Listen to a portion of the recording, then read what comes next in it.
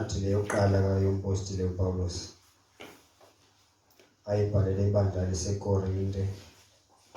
Sizawufunda uchapter 11.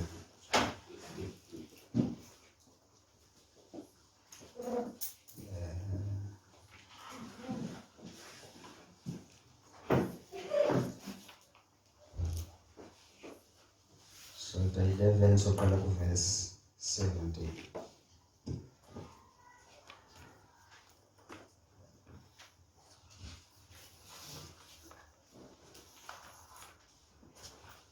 Verse 17. KwabaseKorinte bokuqala chapter 11 verse 17. Ukuhlambela isidlo verse 17. Ke kaloku ndinithethela le ndawo nje andinincomi ukuba ukuhlangana kwenu ndawonye akusingisi kokukona kulungileyo, kusingisa kokukona kubi. Amen. Uthi apha umbhali kwabazalwane, ndinithethela le ndawo nje andinincomi kuba ukuhlangana kwenu ndawonye akusingisi kokona kulungileyo, kusingisa kokona kubi. Sisebenzisa le ndawo abazalwane sizicikide thina. Ingaba ukwethu ukuhlangana ndawonye kusingisa kokona kulungileyo kuhle okanye kusingisa kokona kubi? So singaze siyazi kanjani loo nto? Kuyinto yokuhlambela isidlo senkosi sizayifumana xa sesifundele indaba basihlambele njani isidlo senkosi. Then sikwazi kanjani ukufumana uba yeyiphi into elungileyo okanye okona kuhle nokona kubi? So ngoba sizifumane ke thina ukuba senze ukulungileyo okanye kwenze okubi xa sihlambele. Andiqapheli uba ndithi apha kuthiwa okuhle kodwa mna ndithi okulungileyo. Kungenxaba okuhle kukulungileyo. Okuhle kuku-good. Ukuhlangana kwendawo nakusingiseli kokona ku-good. Ezinye i-translation zisebenzisa igama elithi good. Into elungileyo good. So uthi apha benze ukulungileyo xa behlangene. Ukuhlangana kwabo kusingisi kokona kulungileyo kuhle, kusingisa kokona kubi. Okay. Kokunjani okulungileyo? Kokunjani okuhle? Kokunjani okugood? Okugood yintando kaThixo. Okulungileyo okuhle yintando kaThixo. Intando kaThixo ke yenziwa nguThixo ngomoya wakhe eyenza ngomntu. Ukuba yenziwa ngenye into engangumoya kaThixo ayikho good, ayikho nzelo, ayilunganga. Sizayibona kanjani loo nto leyo? Ilizwi likaThixo lingumphangalala omkhulu. Kukhona impendulo zikaThixo zembuzo yonke phi kulo. Genesis chapter 1. uThixo wafumana ehlabathini kusenyanyeni kumnyama. Umoya kaThixo lo moya wenza okugudi. Umoya wentando kaThixo, umoya we-order ophezulu kwalo nzonzobila nesondlo yalo manzi. Wathi uThixo makube khona ukukhanya. Wakubona uThixo ukukhanya uba kulungile, kugudi. uThixo wabona ukukhanya uba kulungile. Waqhubeleka uThixo wathi makube khona nemithi nezilwanyana zaselwandle. Wabona uThixo ukuba kulungile. Waqhubeleka udala uThixo wazibona konke akudalileyo, wakubona uThixo uba kulungile. Good. God saw that the light was good. Wabona uThixo uba kulungile ukukhanya. So yonke into yenziwe nguThixo ngelizwi lakhe sithi makube khona ukhanya. Umoya wakhe umoya wokulungileyo wokuhle, wokuhleli phezu kwalawo manzi. Umoya kaThixo wona ukwazi ukwenza okulungileyo. uThixo ngelizwi lakhe wathi makube khona ukhanya. Oku kwenziwe nguThixo ngelizwi lakhe phezu komoya oyingcwele wakhe. Oku kwenziwe nguThixo ukuthi uThixo wakubona ukuba kuhle, kulungile, ku-good. Okay. uThixo lo wathi ku-good zange sitsho thina. uThixo lo wathi into yenziwe nguye wathi kuhle, kulungile. So ke singabona kuloo nto uba into elungileyo yinto yenziwe ngumoya kaThixo nangelizwi likaThixo, kuba zange kutsho umntu into intle le nto ukukhanya ilungile. Bakhona abantu abacinga ubumnyama kulungile. Abathi okubi kuhle. Kutheni into sizohamba noThixo sivile izwi lakhe xa sithi ukukhanya kuhle yonke into ayenzayo ngelizwi lakhe ilungile. Le nto ithi Thixo ithetha ukuthi unegunya lokuthi into ilungile enye ayilunganga. Kutheni abantu uThixo abafuni ukuxelelwa ukuba kukhona into elungileyo nengalunganga. Bafuna ukuzixelela bathi into ethile ilungile, ethile ayilunganga, bafuna uba ngoThixo khona. uThixo uthi uze udle kuyo yonke imithi le, kodwa kulo ukwazi ukubi nokuhle uze ungadli. Funeka wena ungakwazi ukubi nokuhle, makube uThixo yedwa kwaziyo, makube uThixo yedwa kwijaji. Thixo kube nguye yedwa onegunya lokujaji. Athi okulunye kulungile okunye kubi. So ungawudlwena laa mntu.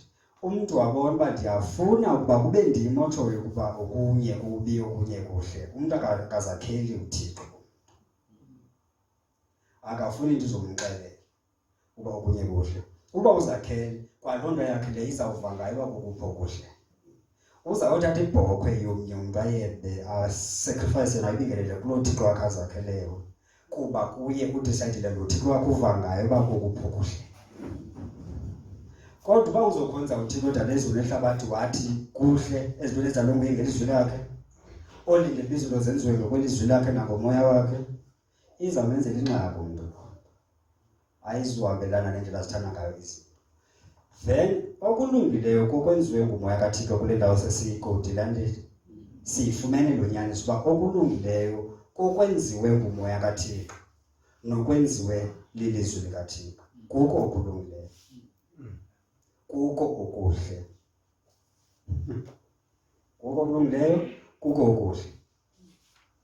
Ukuba kwenziwe ngelizwi lomntu okanye ngelizwi lenye into nangomoya wenye into, mininzi imimoya. Spiritual dance. Kulula spiritual dance. Mininzi imimoya. Zininzi spirit. Zininzi spirit. Michael Jackson bed. Spirit of Michael Jackson dance and everything. Nantoni enziwe ngelinye ilizwi nangomoya wenye into, mininzi imimoya. Ayizuthi lenhle. Ayizuthi ilunge. Kodwa into enziwe ngumoya kaThixo nangelizwi likaThixo loo nto ilungile. Sijaja njani into elungileyo kanti yenziwe ngumoya kaThixo, ilizwi likaThixo. Then ilungile. Intle. Nina ke ngoku anihlangene ukwenza okuhle, utsho kwabo bantu. Thina senze okuhle, sizawuqhubeka sisigcine into. Inkosi isincede. Okay. Masijonge kwenye indawo apho uThixo sijonge, yabo sijonge, ndifuna ndibone into endiyibona. Ubone le ibona ndini. Okay. Yabonani ukuba kuhle kumnandi ukuba abazalwane bahlale bemxhelomini. uThixo leyo atsho adicide lona ukuba kuhle kuba lo mntu oyibhalele nto wena umoya kaThixo, umoya odicide okuhle kuba nguye umoya wenza okuhle andithi. Uthi nansi ke into enhle kukuba abazalwane bahlale bemxhelomini. It enye how good and pleasant that brothers live together in unity, like ebunyeni bebanye bemxhelomini. Sihlala semxhelomini ngoku no abahlala ngabe decide uba semxhelomini, bathi ukuba bahlale benobunye bebanye bemxhelomini.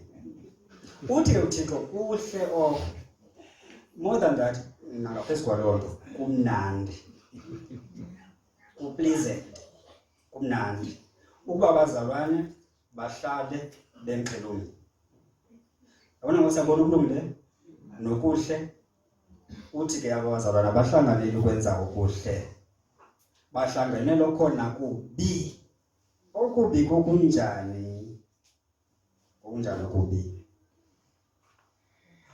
Masiqale sithethe ngokuhle kuqala ukuze sikwazi ukubona okubi. Ya. Wesithethe le nto ube bayibona le nto inhle, uzayibona i-opposite. Uvele uzasele uba yimbi ke le nto andifuna ukuba yiphathi yayo. Ithi enye iBhayibhile, le Bhayibhile lethu le ithi kwizenzo chapter 10 38 pha ithi uYesu Kristu wayehamba lonke ilizwe esiza ephilisa abaxinzelelwe ngomoya ababi kuba uThixo wayenaye. Ithi wayesiza ephilisa yabona zilungile lezo zinto wayesenza okulungileyo kuba kutheni into eyenza elungileyo why kuba uThixo wayenaye. He was doing good, healing those who were oppressed by the devil. Wayesenza okulungileyo. Isho kanjalo iversion yeBhayibheli. He was doing good, healing all who were oppressed by the devil. Wayesenza okuhle. Why? Utheni wenza okuhle ngeniba umoya kaThixo onayo, uThixo wayenayo, uThixo ungumoya. Yiyo lento ekwazi kwenza okuhle. Sifumana ntoni lapho? Okuhle kwenziwa ngumoya kaThixo qha kwenziwa nguThixo. Sifike entweni. Uthi ke umuntu otyhila kaYolelo wenyaniso abhale indumiso 119 athi ulungile wena. Ulungise. Ndifundise imimiselo yakho. Ubona uThixo elungile. Futhi kuba uThixo elungile uyalungisa. Nami ndifuna ukulunga. Futhi ndifuna ukulungisa. Ngaphezulu kokufuna ukulunga umuntu ufuna ukulungisa nje. That is why ezobuza umuntu ba senze ntoni na ukuze sisebenze imisebenzi kaThixo. Umuntu ufuna ukwenza imisebenzi kaThixo, imisebenzi kaThixo njani? Lungile. Ngoku naye ufuna ukwenza imisebenzi elungileyo uyabuza uba ndingancedwa yintoni. Senze ntoni ukuze sisebenze imisebenzi ekholekileyo kaThixo okanye kaThixo. Uthini? Kholwani kulo wamthumayo kuko kusebenza imisebenzi kaThixo kodwa. Ukukholwa kulo uThixo wamthumayo. Zonke izinto zokuphuma kuloo nto zokuphumela ukholweni. Zonke izinto zoba sisiqhamo sokholo caba ukholo ngumthi ovelisa iziqhamo ezifana nothando. Okay. Ithi uYesu lo wayehamba esenza good, isho le translation njengoba lethu isithi esiza, that is why inceda. Ithi he was doing good. Why? Because God who is good was with him. Kuba uThixo olungileyo elungisa wayekuye wenaye. Yiyo lento ekwazi kwenza okulungileyo. Okulungileyo sikwenza xa sinothixo kusenziwa nguThixo ekwenza ngathi. Ithi ke ngololo leyo masifunde nemiselo yakhe. Uba sikwazile kuyenza lolo leyo sizawakwazi ukulungisa nathi sibe ngabalungileyo. Say good. Okay. Ithi kodwa babeni okuhlala kuba uhlangana kusingisa okona kubi sithini? Ukuba okulungileyo kuyintando kaThixo, kungumsebenzi kaThixo. Okubi kona kungumsebenzi kabani. Kaloku funeka zibe ngini qha mna ndithanda umuntu uzenza zibe yi-2. Andifuni zibe benzi. Enziwa ndikwazi ukukhetha kahle. Zibe 2 izinto. Kukho nokubi nokuhle. Akuhlangana kwena kusingisa khona kuhle kusingisa khona kubi. Only 2 zingini qha izinto. Good and bad, right and wrong, black and white. Thixo noSatan qha akukho nto phakathi. Akukho nto phakathi. Thixo noSatan ulungileyo kubi. Okay, okubi ngumsebenzi kaSatan, intando kaSatan. Okubi ke lokho. Ukuze umuntu akwazi ukwenza okubi, uSatan ekwenza ngumuntu lo. Ithethe ukuthi ke ngoku lo xa sesifumene le nyaniso singazoba ngabantu abanjani. Sizokwazi ukuqhubeleka seneliso ukwenza okubi. Kaloku ukuba siyazi uba okubi kusebenzwa nguSatan, okuhle kusebenzwa nguThixo. Umuntu uyakwazi ukuzicikida ke ngoku. Sesazi uba ndenza okubi, kucacile uba uSatan wenza okubi ngam, ndithi ukuthi mina ndinoSatan. Ndinento connection uSatan besitsho umfundisini udazela. Besithi abantu bane-connection noSatan. Yonke into ezophuma kubo nguSatan. Yes. Lento ikone ababambanga uYesu Kristu oyinhloko okuphuma kuye ukuthi wonke umzimba wondleke. Ababambanga yena uYesu oyinhloko. babambe uSathane inhloko zonke into baphuma iziqhamo zaSathane baba into bayi-output device econnectwe kuSathane phakwila kudlala uSathane kuphela like if i-monitor screen udlala ezikaSathane kuphela like uSathane qha ila channel kaSathane noba kunini kudlala uSathane qha noba nani usiyapha kuye uzohlangana noSathane ukuyibona loo nto leyo bakonectwa uba sispeaker ispeaker naso i-output devices sikonectwe ukuze asikwazi ukuvelise yaso into asikwazi nokungasikonecte embalini kuyathanda uba nawukhali sizawufuneka sikonecte kula system sizawudlala only into edlalwa ku-keyboard player pha suppose keyboard player uyinto enedress engathi zinyoka eshukumayo uzophuma into enjalo phaka esikikeni savayo uva igqomo uba lelo mculo wakho ile ndithethayo ujayiva kakubi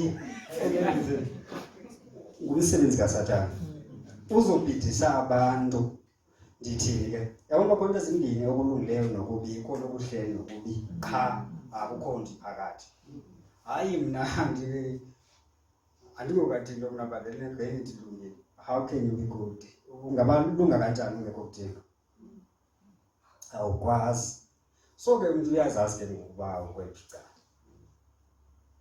ya ukuhlangana kwendawonye akusingisi kokona kuhle so uSathane uyakwenza kwakho kuyo mamela ke uthi okay kuhlangana kwendawonye akusingisi kokona kuhle kusingisa khona kubi qha suppose kuhlangene then ke xa usekuhlangene ke ngokwenzeka izinto azizungenzeki okay akuzukwenzeka uba wekho umuntu osindiswayo azogqiba lo muntu osindiswe angenzi okulungileyo azogqiba angakwenzi nokubi hayi izuthi ihambe kanjalo ndenza ngandindle mabhathena ndimoshaka zininzi zona indlela zokucacisa isono sikazibazi into kuba zikwezaninzi okanye zayi-2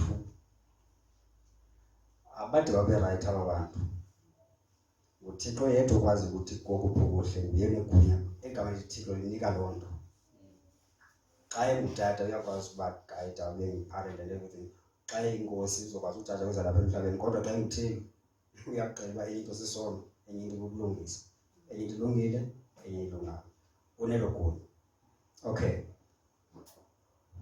if kulawula umoya kaThixo behlangene kuzokwenza okulungileyo bonke abakhokhelwa ngumoya kaThixo umoya engcwele bangonyana bakaThixo mabakhokhelwe ngomoya yakhe bazoba ngonyana kabani bazoba ngonyana bomnye umoya uSathane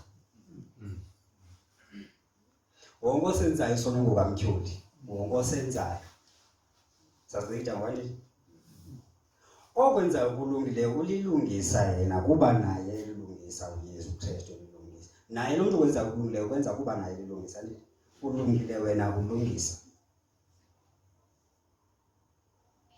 wona ngosazikita nje kunyanzelekile uba lo muntu osindisiweyo akhuphe okulungileyo akazukwazi ukwenza okulungileyo ngoba ngakwenzi nokubi kuba uzokwenza into ekhona apha emhlabeni nje uzawuyenza into akazukenza into ngibone ke indlela zokumanage isono abantu banendlela zokuhamba around isono basi avoid bangenzanga into enhle athi okay mna ngithanda ukuthetha kuyandinceda noba ndisinde apha endlebeni bale ndingahleki mna ndithanda ukuvakatshela abantu ndozimikisa nabantu ndiyazihlayela nto okay nini bathethe ngayo izinto abakhombe ade asebenzise nale ndawo abakhombe abaconfront nebela sithi usenza yona andenzanga ukubi nandithethi nakanti indaba zabantu nini awuzo why osigubungelayo isono akazuba nempumelelo uthini osigubungela ukufumana indlela around isona sizofumana indlela yokukhontrola kufuneka ufumane indlela yokukhululwa kuzo uThixo wethu kwazi ukukhululwa kuzo ngoYesu hayi kuyela kuYesu akukho ndlela umuntu okwenza usi-avoid enzozihlala ndoda because kuyobi ezicikida naye uthi andizivalelanga ndoda kuba ndizoyika i-crowd uyacinga bona umuntu kanti uzenzile kanti nanto uzihlala wedwa ikhosisolo naye ingazi besiso why uthixo ufuna ukutyala ebantwini uba intsikelelo ebantwini nawe ngokuzivalela ufuna ukusa iNineve uyothi kulaa mzi lo ungazi okurayithi nokulungileyo thetha inguquko khona uthi if anything andiyi uye kwenye direction wenzeni nawe babule bonke abaprofethi bakho sekuseleni nandawo nawe nami bafuna undibulala aqaphela ukuthuma kulaa ndawo leyo kuthiwe yakuyo kuthiwe hambe uyohlangana noSawuli ima uze apha uzokhonqa amaKristu aphindisele eJerusalem ngokuthi mandiye kuye uphikisana naye andithi kokulungileyo ukuba iphikisana nento ethethwa nguThixo nomoya kaThixo then kokubi aqaphela bakho nje yakusinda ayifumanekanga emhlabeni isuke ezulwini kuphela kubonakala ukulungisa kukaThixo kusuke ezulwini so kanjalo abasalo manje okay okulungile kwenza umoya kaThixo suppose kungene umoya kaSathane ke ngoku naye wangena ngoba khona isiphithiphithi neyaxukwana nazo zonke ezinye izinto kanti uthi kuhle only xa ngaba abantwana okanye abazalwane behlangene bemxhelomnye uthi kunjengantoni ngeoli egood elungileyo enhloko kuAaron isehlezi ngedevini zakhe ifana ntoni nentambiso ya intambiso yenzani yephula idyoko ikhulula abantu kuba umoya kaThixo uYesu ethandisiwe inkosi ingigcobile indithambisile ukuze ndishumayele inkululeko kumathinjwa okay ndivakalise nomhla wenkosi le ntambiso uthi ukuba bathe bahlala bemxhelomnye iyaflowa ifuna ubunye le ntambiso le oli ihleli ezindebeni zikaAaron ifuna ubunye ikhangela ubunye iflow uthi kunjengentoni ngombetho waseHemoni ezintabeni zaseZiyoni kuba kulapho uYehova ayibeke khona intsikelelo nobume kusephakade uyikhomanda ephi eZiyoni nobume kude kube ngaphakade imaka ebunyeni babazalwana kukhona intambiso esebenza impiliso okuhle inkululeko okuhle ukutyhileka kantando kaThixo okuhle moya ongcwele lo ntambiso andile athi ngenxa yentambiso nezazi zonke izinto le ntambiso iza uzisa ukoyika uThixo ukumazi nokumoyika uThixo xa ukhona ubume uthi injengombethe waseHemoni uthi ke kulapho intsikelelo kaYehova ibekwe khona nobomi kude kusephakade uthi apho khona ubunye khona intsikelelo kaYehova masikhona ke ngokwezinye izinto ezizahlukana awukho intsikelelo kaYehova ngentsikelelo abantu bayaphumelela kungengezwa ukubulaleka kwabo kuyo impumelelo iba khona ngentsikelelo uthi ebunyeni khona intsikelelo makube khona into umuntu azifune yena nomnye azifune yena hayi akayithumi kwezo nto zinjalo uYehova intsikelelo andisifuna intsikelelo umbuzo kuthe kufuneka kwenziwe ibandla icawe ukuba kufuna uncedo lukaThixo kuthe ngave kodwa kwenziwe ezinye izinto okay okubi masiqhubelele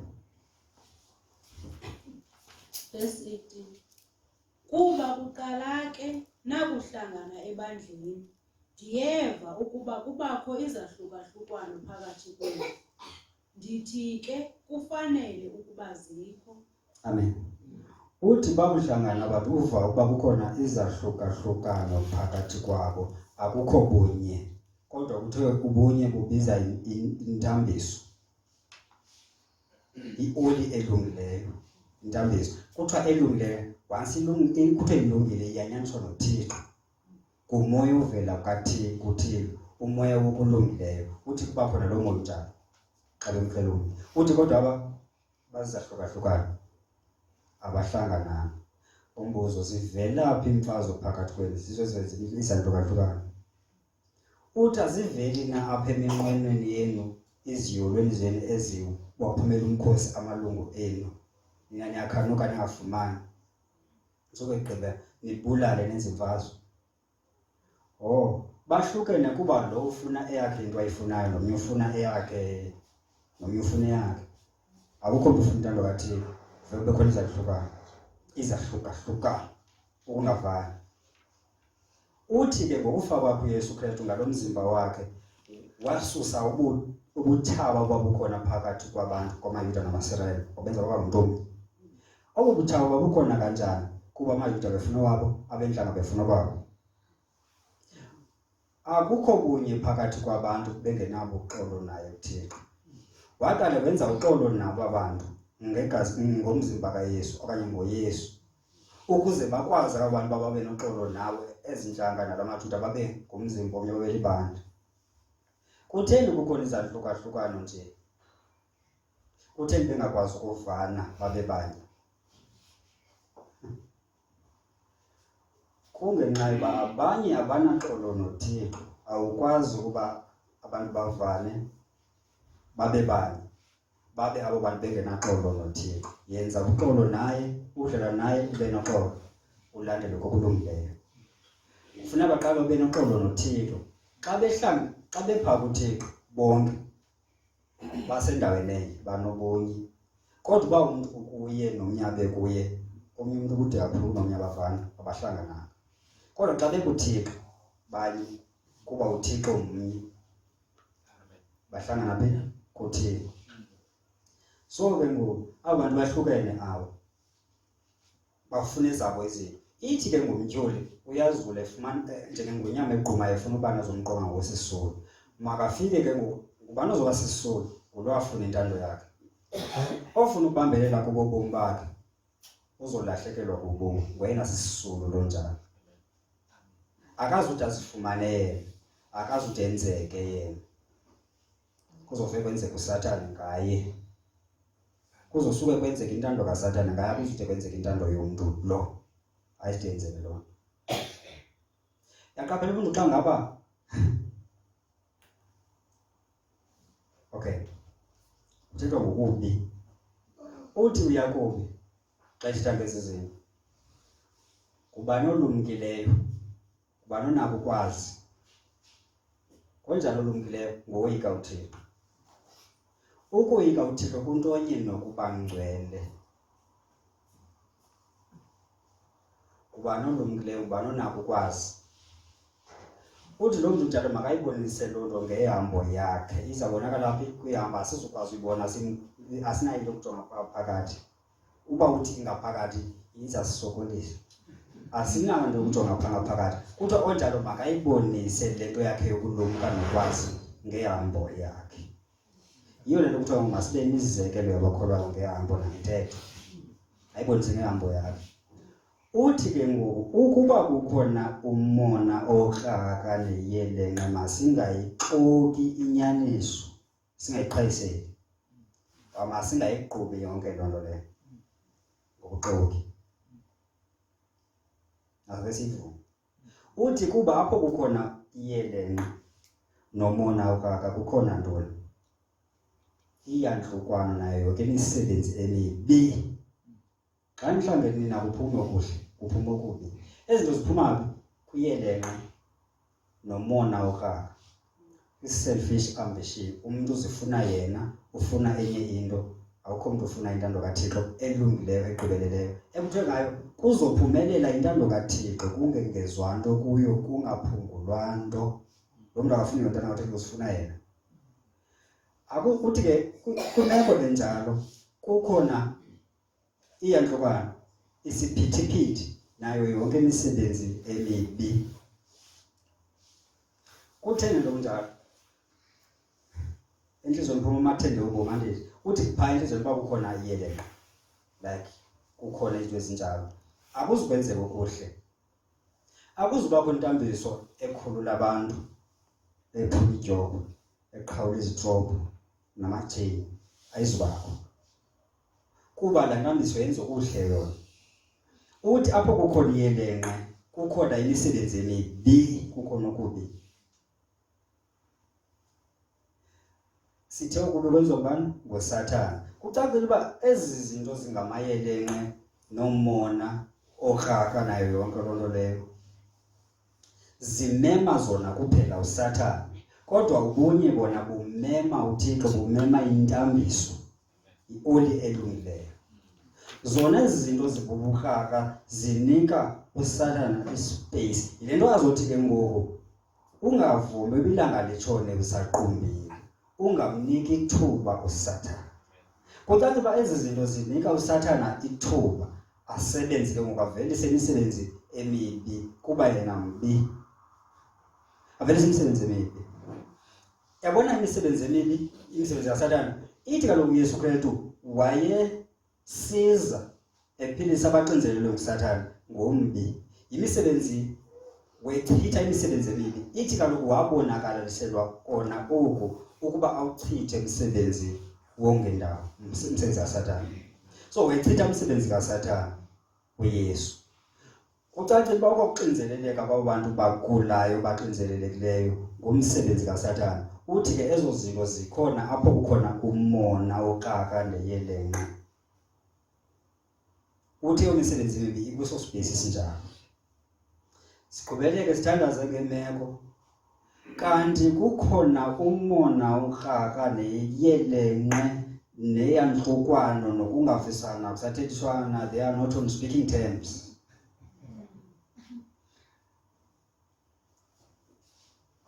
Kuzokwenzeka imisebenzi emibi xa sikhomanda umsebenzi olungileyo thina. Sithi makwenzeke impiliso, kube khona ukukhululeka nayo yonke into nempumelelo nazo zonke ezi zinto. Eqaphela isikelelo ukuthi ibani into ezinjani. Kuthiwa nomphanda uxovulela uzawuhlala unaso sonke xa uthetha ngesikelelo. Cela ngo-opposite yaloo nto ngumsebenzi ombi. Intsikelelo kuthiwa isekunyeni kwi-unity. Kwikhomande apho uthi masicinge ke ngoku ngesiqalekiso ngawo ngomsebenzi ombi. Uphi? Ukuyelenqe nayo yonke loo nto. Okay. Kuthiwa ezi zinto phaya enhliziyweni zethu xa sithe sagcina zona sinika uSathane ithuba, uSathane uzokwenza okulungileyo. Okay. Cinga uDavide weneyelenqe enhliziyweni yakhe. Ndifunda incwadi kaSamuel ithi umoya kaYehova, uYehova waxhokonqa uDavide uba makabala amaSirayeli. Ndiqhubeleke ndive ke wamxhokonqa uYehova olungileyo, wathi uDavide bala amaSirayeli. Umprofethi, iworshipper, ikingi, kumkani kwaSirayeli, umpriest xa ethanda, ukanye usidini naye. Waxhonywa umoya kaYehova ngokutsho kaSamuel. Ncwadi kaSamuel uba makabala amaSirayeli la kuchapter 24. Wabala xa ndiqhubeleka xa ethumela lo muntu ku-second in command lo wasebenzisa naye isoja lakhe lenguJoab, uthi ambwabala wangavisisani nalo nto uJoab. Uteni exhokonwe umoya kaThixo yaqhankqalaza komzalwane akathobeli leader yakhe. Wathi hayi man, makabandisa amaSirayeli abantu bakho ngabakhonzi bakho abantu. Uthini funeka kwenza into ebathi imbi nalena? Ayona nobathini imbi. Nto ngazana eyibuza bizanayo. Wayenza lo nto uJoab engathandi kuba akwazanga uyiphilisa ikumkani ine-final say negama lokugqibela kulawula yona. Wabala wabuyela nempendulo kuDavide, kuthiwa uDavide wababuhlungu. Kanjani abebuhlungu esogqiba ukwenza into elungileyo exhokonqa umoya kaThixo? Afa amaSirayeli. Abethwa nguThixo bafa kokubi, ukufa kokubi, imisebenzi yokubi. Xa sojonga kwincwadi yeziKroniki icacisa kakhulu ithi uSathane waxhokonqa uDavide uba makawabale amaSirayeli. uSathane esho kanjalo kweziKroniki. Kutheni uSathane efumana ithuba lokuxhokonqa uDavide? Kwakhona impakamo kuDavide, kwakhona ukuthembela emkhosini wakhe. Uthi iyexoka ikumkani uba ithi ingasinzwa na uninzi lwamasoja wakhe. Ikumkani phaya seyicinge njengezikumkani zehlabathi yokuthembela ezintweni enazo. uSathane wafumana ithuba wenza okubi kwafa amaSirayeli.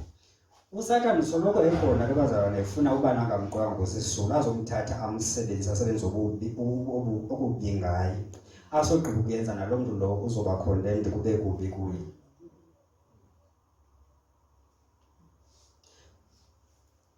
siyavuselana silungisana ngezinto.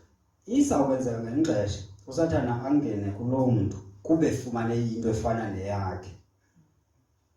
Phaa kulaa muntu iyelenqe nomona wakhe. Amchukumisa uba makathethe into. Athi seyithethile abe condemned kube kubi kuye umhlangano like wonke ne-weekend yonke ibe mbi kugodukwe imbi qha. Condemned nenyanga ibe mbi. Kubuye kwenye inyanga kuzohlangana ekusekubi qha. Sathana ufuna lona. Umxelile laa muntu. Umfumene sisisulu wamqenga. Umtshabalalisile. Ufuna ubani azomqenga ngosisulu athi ncaku yasebenze ngayo. Xa sizazi ke izinto ke ngokubazalwane sizokwazi uba kudlalwa apha uthi uPawulos sisemfazweni uyaliwa. Lelo funa sathe sonke sikweqe sobuKristu. Siqubule sonke. Kuba kuyaliwa. Kuba Sathane nifuna ukwenza okubi apha phakathi kwethu. Amkhondele lo muntu ambulale. Esenza kunjani okubi. Okungahambelani nomoya kaThixo nelizwi likaThixo okuhambelana nomoya kaSathane. Umtshabalalise umuntu. Anikele umbingelelo angathanga uThixo makunikelwe yena. Kuthe kwesisibingelelo sesiqhumiso makunganyuswa umlilo. Kungaqiniswa umlilo uThixo angababiselanga umthetho ngawo. Onyana bombingelelo omkhulu Aaron bayenza kodwa bayithuba. Kwaphuma umlilo phambi kwaYehova wabadla bafa. USathane ufuna loo nto. Ufuna ukwenza okubi. Umnika umuntu ilizwi elichasene nentando kaThixo ukuze umuntu enze ngokuphikisene nomoya kaThixo nelizwi likaThixo ukuze lo muntu atshabalale. Kokubi ke oko bazalwane. Abazalwane ke kuthiwa phakathi kwabo kukhona izahluka-hlukwana. Xa ngaba ke ngoku kukhona izahluka-hlukwana nako umbuzo esizibuza wona. Njengoba ndingasamginyi lo mzalwane. Njengoba ndingasekho right naye. Ithetha ukuthi ndi-right na noThixo. Siyazibekela nje. Ndi-right na noThixo. Uba bendi-right noThixo bengabe right nalo mzalwane. Ndike ndisokolishe umzekelo uthando mzalwane. I'm trying to love this mzalwane but ndiyasoko. Ukuyibona lo. Ndiyadanaza umntana zokuthi Nkosi vele ndincede ke ngokuthi vele ndimbone ngale ndlela umbona ngayo because eyam ndlela umbona ithi usile. Ndibona kanjalo qha. Ngoku ndincede Nkosi ndimbone ngale ndlela umbona ngayo because ngokuba bekuthiwa nawe umbona ngale ndlela yam uba usile ingathi ngezofa because hey uloThixo wethu mkhulu. Ithi ngayo umlilo odlayo. Uba uthi lo mbona kodwa ngibona ngayo hey ezawufa lo mzalwane. Then ke ngoku sincede ngibona le mbona ngayo because wena xa umbona ngendlela nako engafanga. Ubona ngendlela wena. Then ke uthi ndincede ndi-understand izinto ngayo. Then ke ngoku uthi abazalwane bakhona izahluka-hlukana. Masiqhubeke sifunda. Verse 19. Kuba kumele ukuba kubekho nezahlukano phakathi kwenu ukuze abacekidekileyo babonakale phakathi kwenu. Okay. Ube sithi kukhona izahluka-hlukana. That is amaqembu ngamaqembu okungafani kwabazalwane. Abakhubani. Uthi ke ngoku kumele kube khona nezahlukana. Izindlela ezahlukileyo zokuqeqa ilizwi. Ukuze babonakale abacekidekileyo nabangacekidelanga. Ezo zahlukano ke zezazinto zithi mina ndingoka-Apollo. Mina ndingoka-Pawulos. Mina ndingoka-Kefas. Mina ndingokaKristu. Yaqaphela uba wathi ngokaKristu ucekidekileyo. Kuba sonke singabakaKristu. uKristu engokaThixo. Utho kanjani uPawulos kwenye indawo. Akukho mntu uzoba ngokaKefas. Yini sikuzele. Ukuyivela nto le. Akho sincedakala. Sazi uba ukho mntu ozala omnye apha ngaphandle kwalowa ngutata nomama azale loo mntu lowo. Yes. Sinayo ke loo ndlela yokuthetha isetyenziswa nguPawulos athi ndanizala apha enkosini. Lolo hlobo lokuzala. Kodwa funeka silithethe sinako konke ukoyika uThixo. Sisazi uba nguThixo obazeleyo ngomoya wakhe.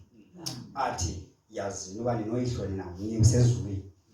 Ezo zindawo sithethelela uba zisihlangule kula attitude yokucinga uba mabajonge kuthi ayikho indawo bajonge kuyo baze kwesini kuba la attitude yokuthi yini sikuzele idala uba ndithi xa sendithethe ndingacingi ngoku ndingayikhathaleli uba uthini yena ilizwi lona lithini ndikhathalele uba mna ndithi ya mna ndithi kuba ndikuzela ndithi mna ndithi so wesizama ukusindisa sihlangule kuloo mpazamo ke kuyesu kuba ngumsebenzi kaSathane umsebenzi ombi lowo kuzoba khona i-condemnation abandiyingcinga ethi umuntu oshumayele i-condemnation naye uzoba condemned engekafi ndaba nolongcinga naye uzoba condemned engekafi akuzulindwa lamini yokugotywa kwabantu bonke before afe naye uzoba condemned yandenza loo nto ndathi ke friend azindlela kaThixo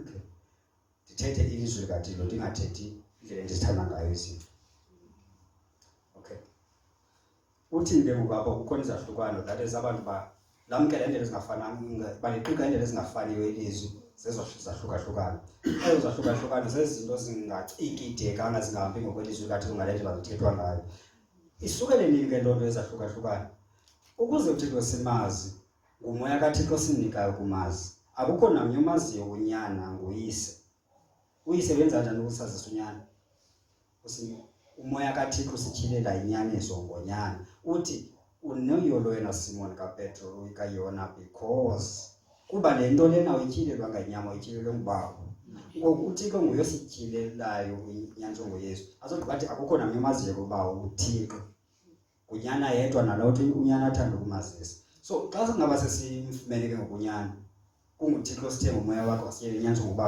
lona ngunyana kaThixo nguKristu unyana ke ngoku yena sicacise le nyaniso ngoThixo kucace uba le ndisoloko ifuna umoya kaThixo uyosityhilela inyaniso ngoThixo nangazo izibhalo ezi ukuba siziqiqa izibhalo ngengqondo yethu le nto yokufuza uyisemkhulu izaba khona ingxaki kuba khona izahlukahlukana ukuba futhi sifuna ukuqiqa iBhayibhile ngokwezinto esizikhethileyo nesizithandayo thina sawuba neversions ezininzi zempilo ekuthiwa lilizwi likaThixo nokwazi uthini uthi ke lena phaa ku-Exodus ungazamkela isinyoko the bribe kuba iphenula ukulungisa izakwenza izinto ziqiqe ngenye indlela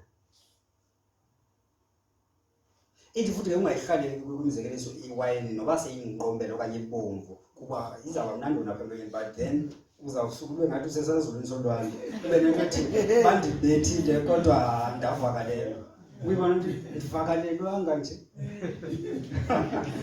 bandibethile andisalayiteki andisanjani andisabetheki ubona into yokubethwa ukulayitwa ngelizwi imenzela amazwi andisalayiteki wenze njani uve wathatha la wine ngoba ungqombela yamtsala wetaste uthi nawo ngokusethetha impenduka namazwi asemzini sekhaya nento zasemzini ngoku ezingaphandle kokholo olu kuva thethi sona akasakwazi ukuliqeqela ilizwi noba alithethe nangalendlela leyo selithethe bangalilungisele ubuthathaka bakhe okay sendivele ndadivorce ke ngoku ndithini mandivele ke ngondijike yonke into around i-divorce ndifumane indlela yokuyicacisa kube khona indlela yokukholwa uThixo ukubhekisele kwi-divorce sinenye version yelizwa nje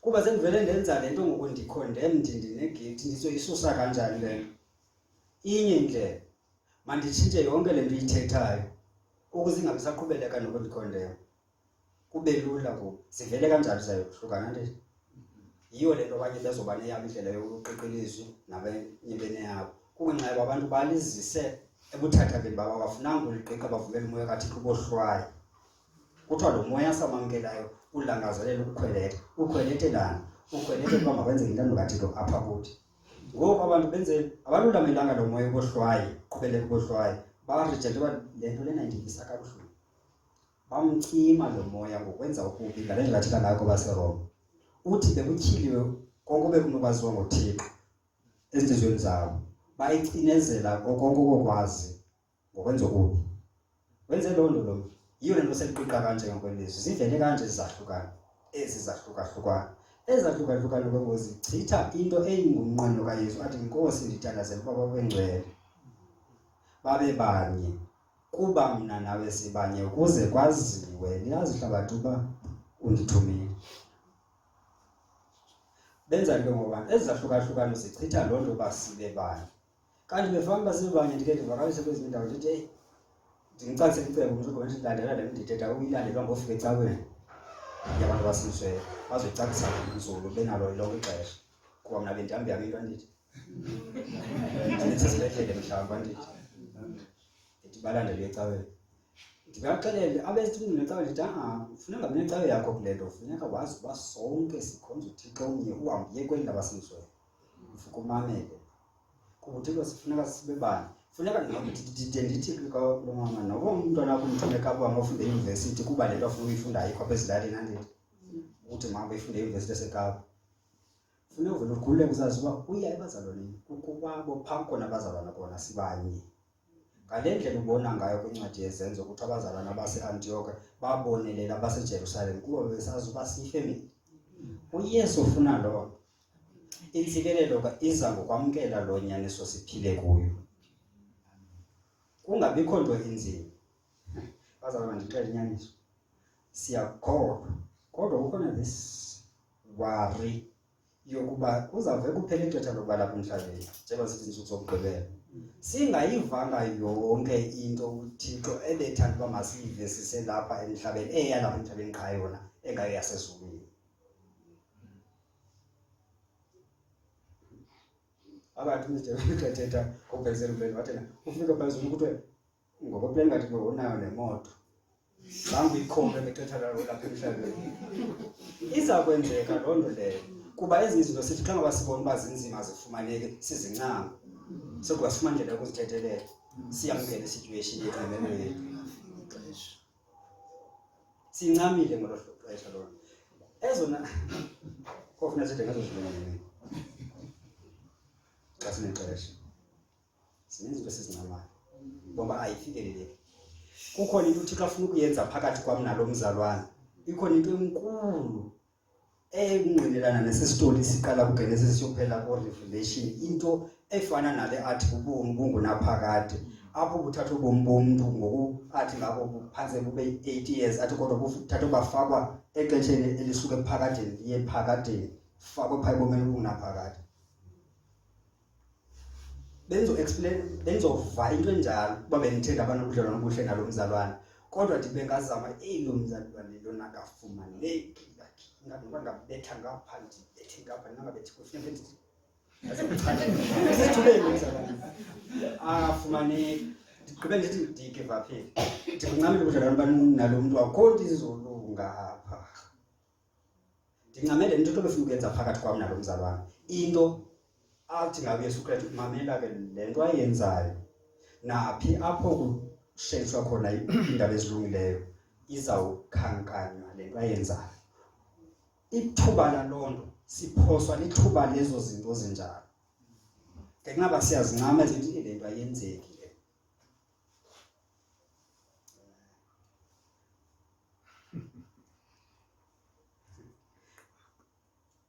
Kukhona into enkulu ephakathi koMr Willie noSive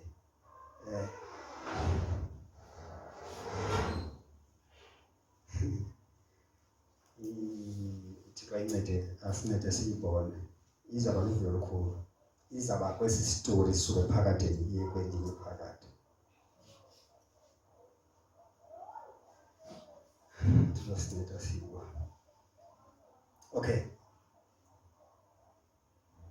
siyazincama ezi zinto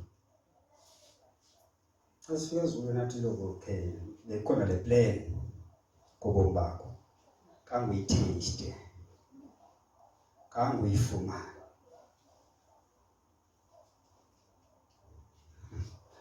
ngenxa yezahlukahlukana ngeli xesha sizincame ezinye izinto.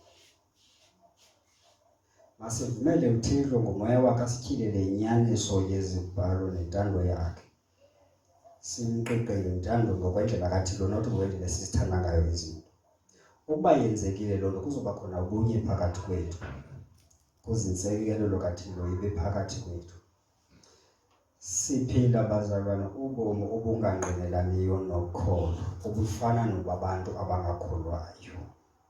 No condemnation.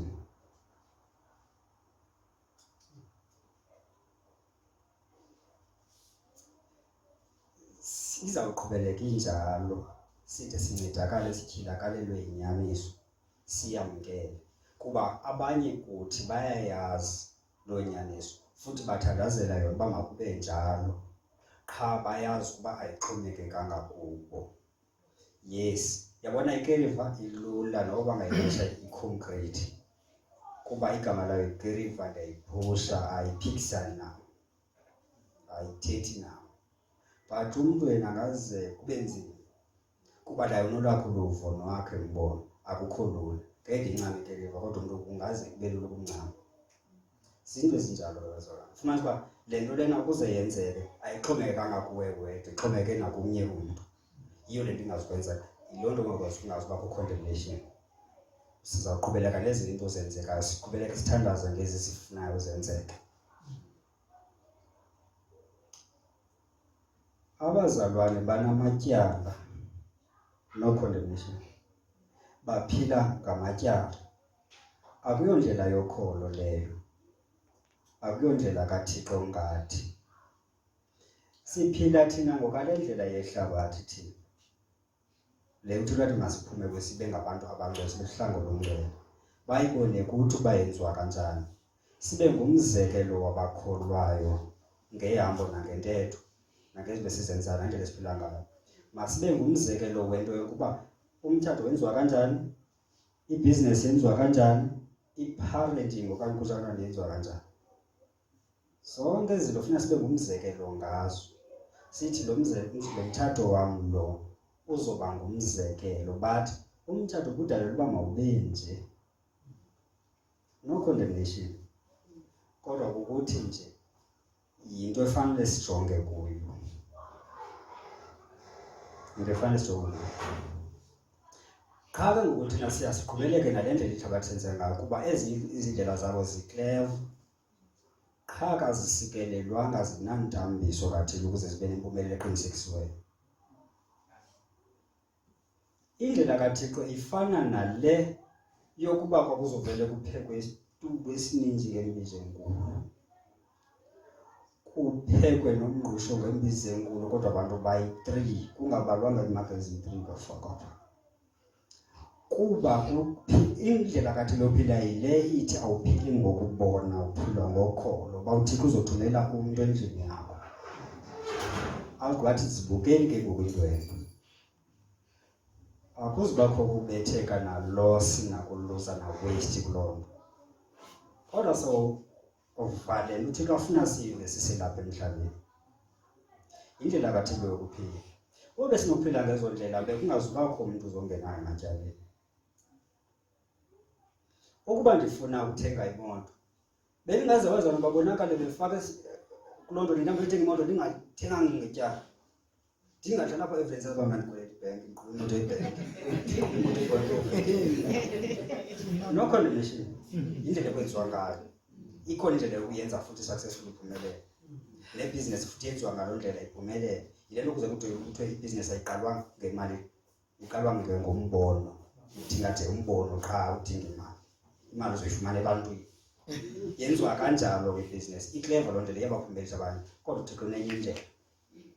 And loo ndlela leyo ayikho lula. Yile nto athi lisango lemicino abambalwa abalifumanayo. Indlela ebomini obunoxolo. Yile ndlela yokuba siphile sibe yifemeli. Loo nto leyo abantu abangasinzwanga bake bayenze on good days bona bakho consistent ukwenza into elungileyo yabo. Bakwazi ukuyenza xa kulula xa kunzima bakwazi. Bengike ndisebenze ne-DK man phaya emajoleni sinikwe umsebenzi siwenze siwugqibe. Ize i-DK man ithi apha kumntu asigqiba sesifumane le mali ithi akukho nto uxeleleleyo edinga imali. Ndibe sendiyitsho vidiyo idinga imali yakho le nto yakho vele uyithathe yonke laa mali. Ize kum yonke le mali besenziwe yithuba. Yile ndlela yokholo leyo. Qha ke besingazinzwanga ngokholo ngezintsuku. yenzeka only xa into zilula kodwa xa sike sexabana ngenye into ayisenze. Kodwa xa sikholwa asixabani kuba sinako ukuzenza zonke izinto sikulosomelezana imeko zithini asilawulwa zimeko thina kuba sinokholwa. So isasigqithisele kuzo zonke ngayo uKristu asithandayo. So ke indlela kathi yokuphila leyo.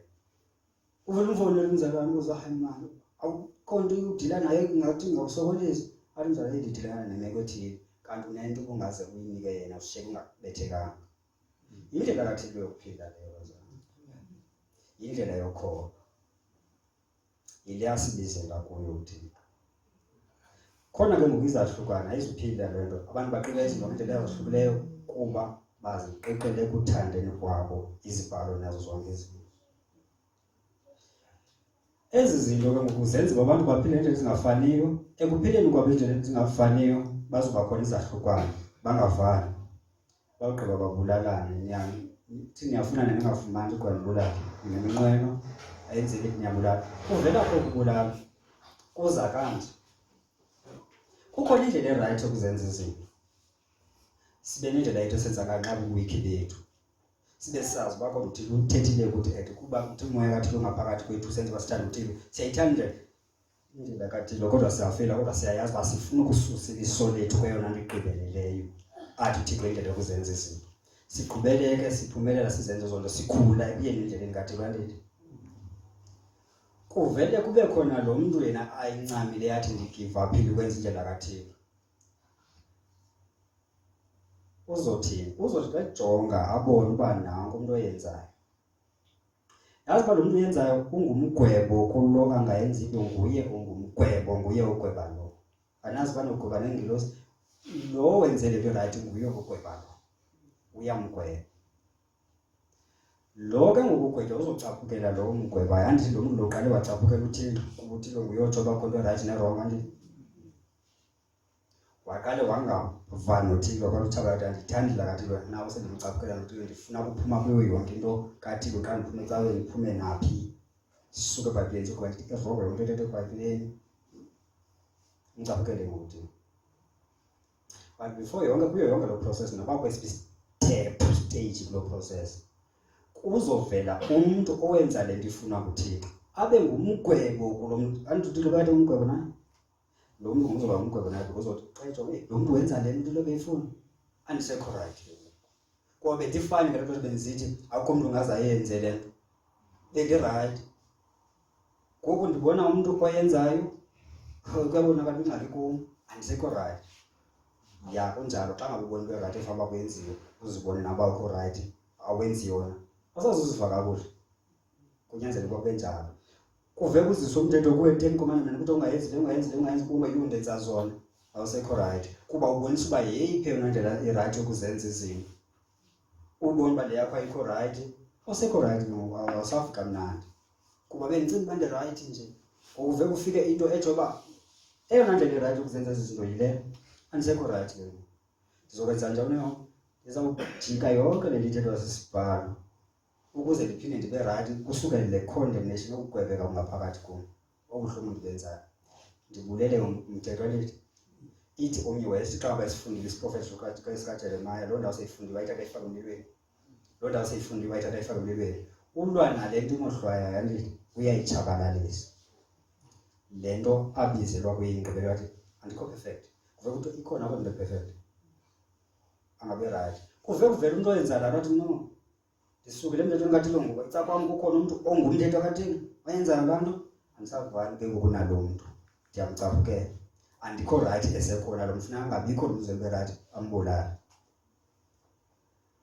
Kukhona uAbel wenza into right unikela kuThixo umbingelelo oright aze anakwe nguThixo awuhoye mthanasi umnikelo wakhe uze ungabi right okwaKain. uKain ke ngoku akasekho right kuba kukhona umuntu oright ebengasazithetheli xa ngaba bonke abantu bengekho right anti benje ngayo imthuthuzele loo nto kulo ungabikho right kwakhe andithi. Qala ngokubona umuntu oright andisekho right kuba nangu umuntu right ndizawuthi ndize ndibe right mandibulale umuntu right ndishiye kukhona mna ndodwa ndingekho right ndizasiva kakuhle ke ngoku wambulala kuba ufuna uba right phakathi kwenu ke bazalwane kukhona lo muntu wenza into right nalo enza into angayenzi into right futhi ancamileyo athi andisazotrya give up ndiyekile ngoku uzokwenzelwa isithukuthezi ngulo enza into right angabe right ndizawuthi nizobe into right makangabikho lo muntu wenza into right if ikhona indlela mandimenza benjengamabuye ndithi hayi mani ndandinje nami uzowuphola yandiva uzawubuyela apha kuthi abe sithi lona ke naye ngentambiso khona kwenika manje athi uzawubuyela apha enyanisweni nguwe uzobuyela enyanisweni abethi lo azobuyela apha kum umuntu uzobuyela enyanisweni amzame ukumbuyisela kuyamphosa izinto kuye ezizomenza inqambi uthi kaloku velela nani kungakhuli ingcambi yokurhaka phakathi kwenu inikhathaze badyojwe abaninzi yiyo kaqaphela ukurhaka xa bukhona emntwini buzokhathaza abanye xa sebekhathazekile nabo bazoba zingqambi bazokhupha izinto ezibenza inqambi nabo emlonyeni wabo bakhathazekile kaloku ngoku injongo yakhe lo muntu ikuthi okay andisekho right and kuphelile ngabo ukuziveza zithi hayi thina sakhonzele uyazule nasasalincama kudala lona sadlula kulo sakhonzele lona uzothi okay ndifuna azapha kumlo sivele sifane sogqiba sibe right sibe kulena amenzele lonke ezo zimbo ziyamkhathaza la muntu la ngcambe bukaka inikhathaza benziwe inqambi bonke badyojwe abaninziyo kokubonke bajobekile ngoba sekho right bakhutyekiswa ngulo muntu usisikhubeliso lo muntu zona izikhubeliso bazalwana zizoza khona eso sithembiso lo muntu uzisa ngaye uthi yena ngakungcono bayivulwa ngazalo lo muntu lona kungangcono wavele abotshe imiliki apha entanyeni aswe pha enzulwini elwandle athaba yaba ingambi lonto le ngasithukutheziyo cinga soyiphupha lonto le ngeke nathi sayiphupha phoso bamanzini uthi akho ingcono lonto leyo kunento ezomvelela lo muntu yiyo nto uzitwa ingcono lonto kunento ezomvelela lo muntu uzisa ngaye izikhubekiso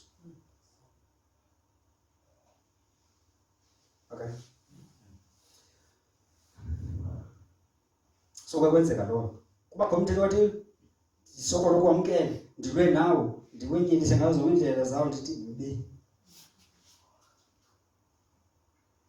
nawo mawuthule kuyo indabuxhonye kuwo nawo sese right ke ngoku sizawuvuselelana qha sithethelelana ngaphandle kwawo yini kuvela umuntu oyenzayo le nto asithi kuwo asisekho right hamba kumnkosi ndingumoni ubone into right uyibona uba ube right ube fine yini kuve kufika umuntu othile uba ndisekho right yini ndizaqhuba kanje seqhuba ndiyabedlula kuvela umuntu onendlela inqabi benze right up ndandi-right mna ungekho umthetho ndingawazi but ndathi ndibantu wazi umthetho isono savele sandibulala ngawo umthetho saphila sona ndisekho right ke ngoku uyibona nto le andirayithi kakhulu mzalwane nangoku ukho yena sekufuneka ndibe njengaye sekufuneka ndibe njengaye andisekho right uyibona nto le ndaweni yoba ukhuthazeka ufuna uba njengala mzalwane mangabikho lo mzalwane masifumandele uba angabikho eqaleni khona xa ube khona ukuzama ukuthi kufuneka ndibe njengalo mzalwane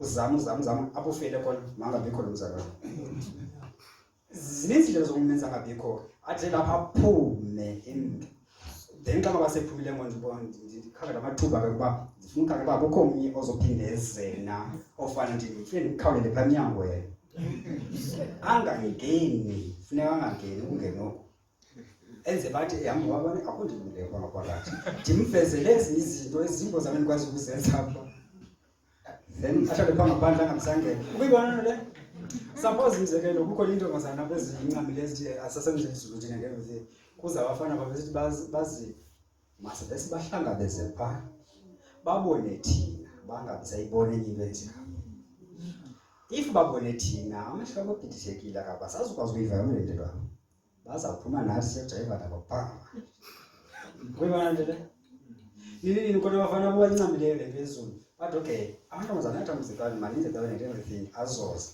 Ayiqhubeke masiqhubeke sihlala kwena sihlale phaa emva asangqini asenzi nayo yonke into. Akuzungena nto.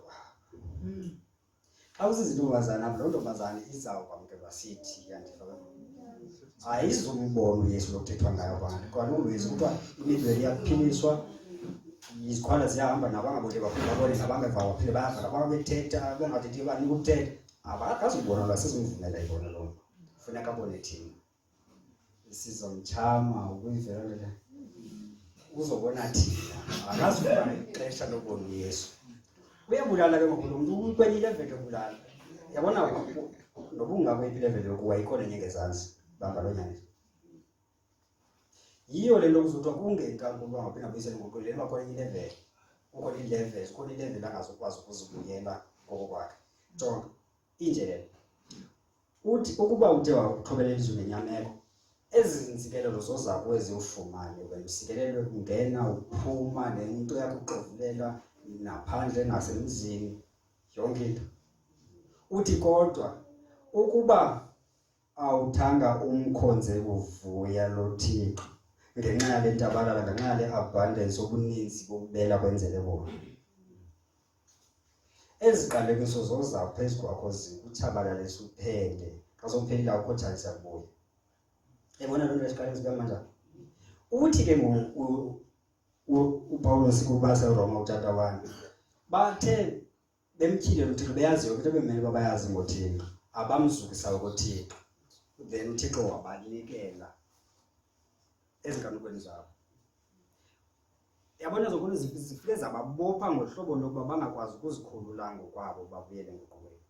Basendaweni eplacini ekungabuyekiyo kuyo. Yazibona ngokwezimo. So laa mntu ke ngoku usuka kule nto yokulwa nomthetho wabuya ke ngoku walwa nabantu abanjengo-Abel. Sebulala ke ngoku. Amen. Yeyithe.